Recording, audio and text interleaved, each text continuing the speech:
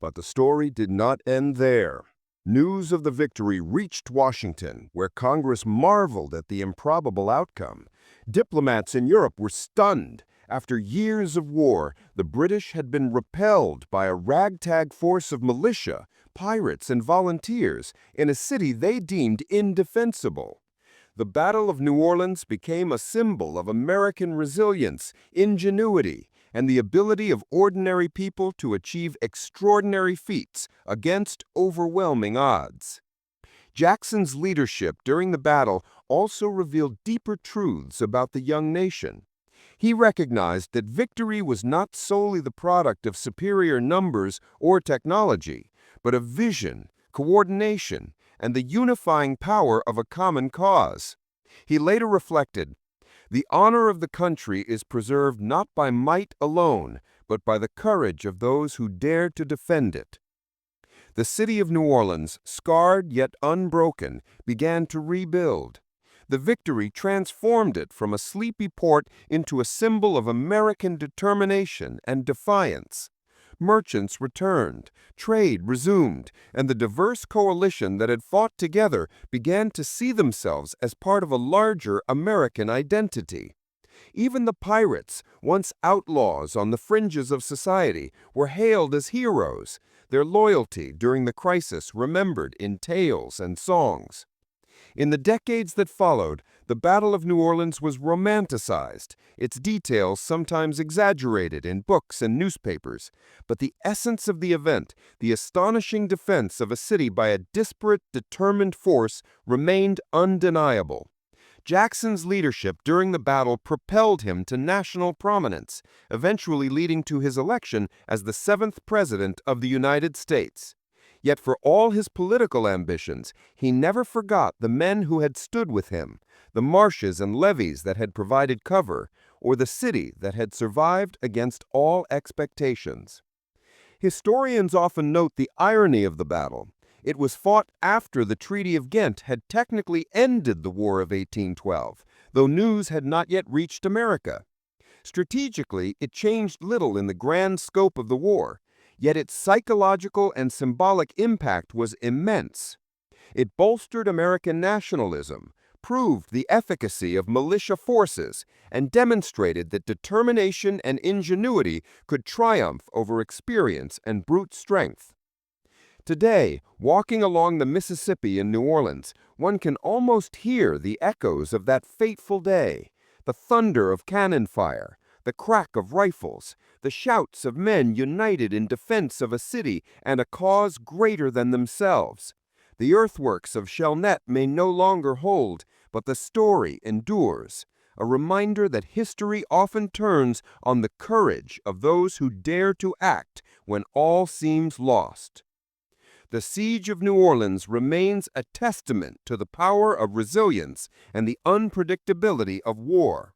It teaches us that even in the face of overwhelming odds, ordinary individuals, when united by a shared purpose and led with clarity and courage, can alter the course of history. In the annals of American history, the battle stands as a striking example of how strategy, ingenuity, and sheer will can overcome the seemingly impossible. And so, as the fog lifts over the Mississippi and the river continues its eternal flow, the story of that small city and the men who defended it continues to inspire, reminding us that greatness often arises not from numbers or wealth, but from courage, unity, and the refusal to surrender to fate. It was a damp, fog-laden night in late December of 1814, and the Mississippi River whispered secrets to the banks it had carved for centuries. Far off in the distance, the low hum of drums and the faint glint of torches revealed a massive army marching steadily toward the vibrant port city of New Orleans. Few in the city's winding streets could imagine that their quiet, cobblestone-lined streets, bustling with merchants, sailors, and settlers, were about to become the stage for one of the most astonishing battles in American history. Major General Andrew Jackson, a man whose name would later echo through American history, paced along the levees, his coat dusted with mud, eyes sharp despite the chill. Reports had come in. Tens of thousands of seasoned British troops, battle-hardened from the Napoleonic Wars, were advancing, confident that the strategically vital city was theirs for the taking. Many considered the defense hopeless.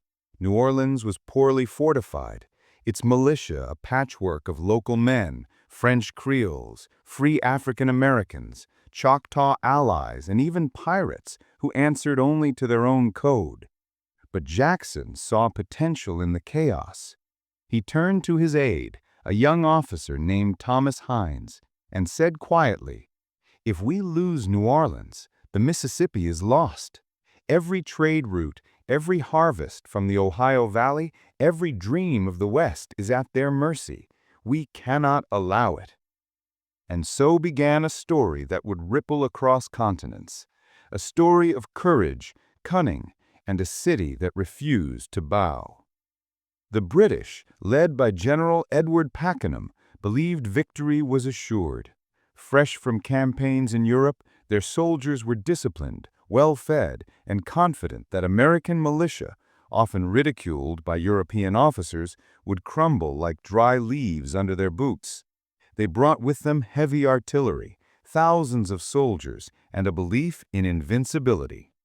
What they did not anticipate, however, was the unorthodox genius of Jackson and the fierce resolve of a city defending its home. Jackson's first act was to fortify the Chalmette plantation, just a few miles outside the city. With the help of Jean Lafitte, the infamous pirate and smuggler, he constructed a series of defensive earthworks, trenches, and barricades. Lafitte, whose life had been defined by lawlessness, saw in Jackson an unusual partnership.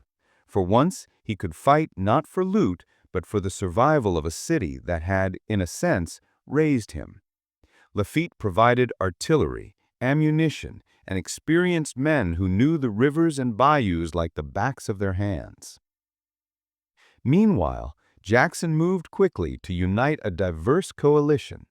His forces were a mosaic of ethnicities and backgrounds, a stark contrast to the uniformed ranks of the British.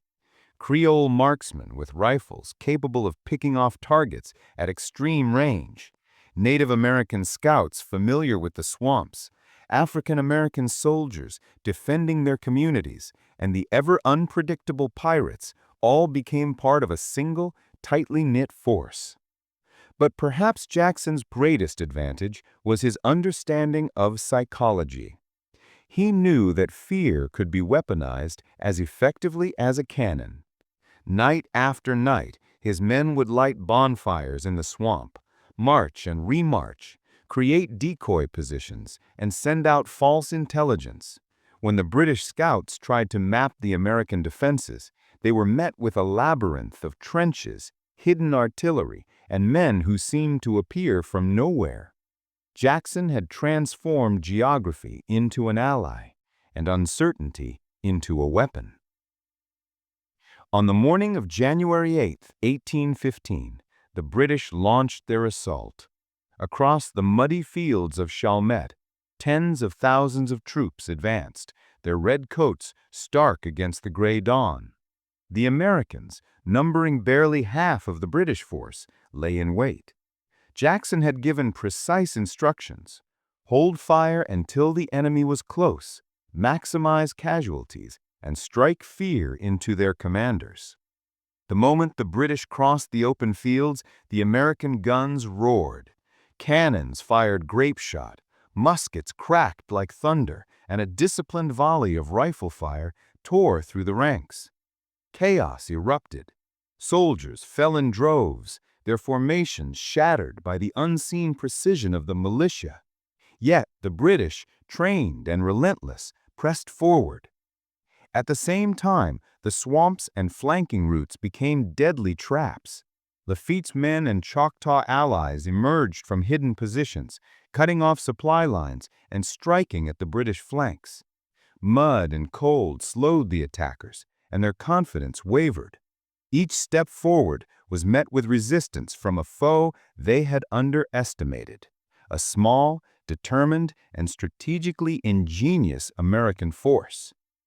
By midday, General Pakenham himself was struck down by rifle fire, the irony of a British general killed by American marksmen not lost on either side. Leadership faltered among the invaders, and morale plummeted. The American forces, though fewer in number, maintained a disciplined stand behind their earthworks. Jackson rode among them, a symbol of resolve, urging them to hold their ground, reminding them of the stakes. Fight not just for yourselves, but for the future of a young nation. The battle raged for hours. Bloodied and exhausted, the British attempted repeated frontal assaults, only to be repelled each time by the American strategic positioning and unyielding courage. Cannons fired from concealed positions, sharpshooters picked off officers, and reserves appeared seemingly from nowhere. By late afternoon, it was clear. The British had underestimated not just the strength of New Orleans' defenses, but the will of those defending them. When night fell, the battlefield was eerily silent. Thousands of soldiers lay dead or wounded in the mud-soaked fields.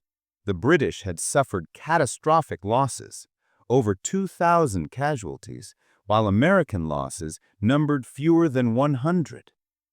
It was a lopsided victory of the kind rarely seen in history, a triumph that would echo across the Atlantic and cement Jackson's reputation as a national hero.